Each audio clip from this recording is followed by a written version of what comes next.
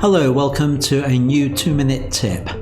In this video, I'm going to look at why you shouldn't edit your images outside of Lightroom and how to solve the problems that causes if you do.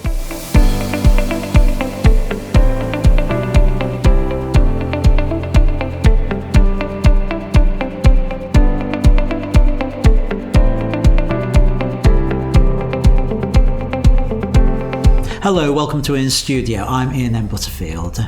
If you're a Lightroom user, you've probably been told that you should do all your editing within the environment that is Lightroom and not do it outside of Lightroom as well. I want to show you the reasons why that is. So let's have a look at the images we've got here. This is from a visit I made to Nanny Key, which is in the British Virgin Islands on the island of Tortola.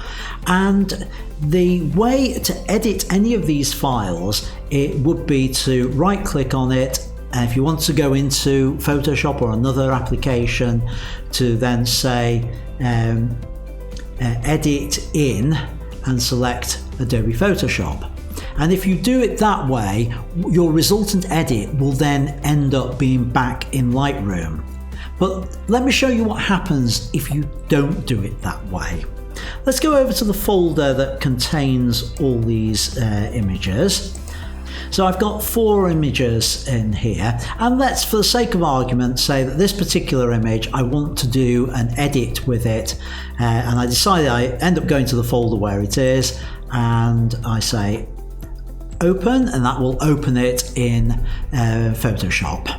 Let's, for the sake of argument, say that the edit we want to make to this is to add the words wish you were here. Okay, so that's my edit done, and I don't want to overwrite my original file, so I say save as, and we will call it wish.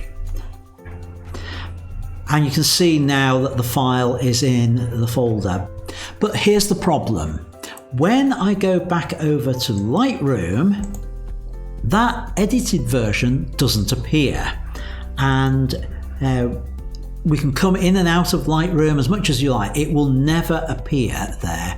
And that is the reason why, if we do the edits within the Lightroom environment, if I'd have said open in Photoshop from within here, then my edited version would have appeared alongside.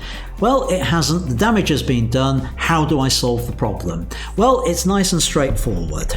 We go over to the folder list on the left-hand side. If we right-click on the folder and say Synchronise Folder, it will search to find out what has changed between reality and what Lightroom thinks the folder should look like.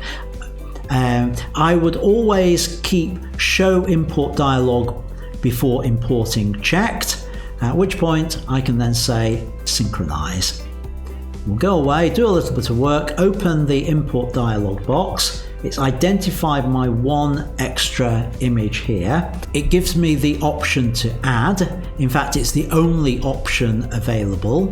One thing to just be aware of is be careful over on this side that as to whether you want to apply any of your default settings. One thing to note is that if you normally apply develop settings and metadata settings, those will already be set in there, and you may have to reset it to none if you don't want additional work, Lightroom to do additional things to it. So I don't, so I got them as none. I say import, and then very quickly, well, first of all, it takes you to the previous import, but if I just go to folder in the library on there, you'll see it's now in the listing along with everything else.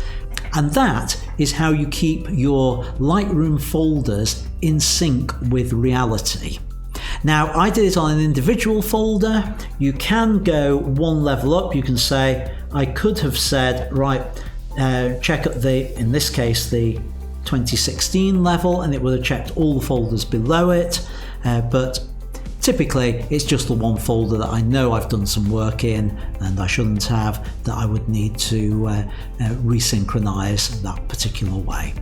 So that's it for this 2-minute tip. Thanks for watching. I'll see you in the next one.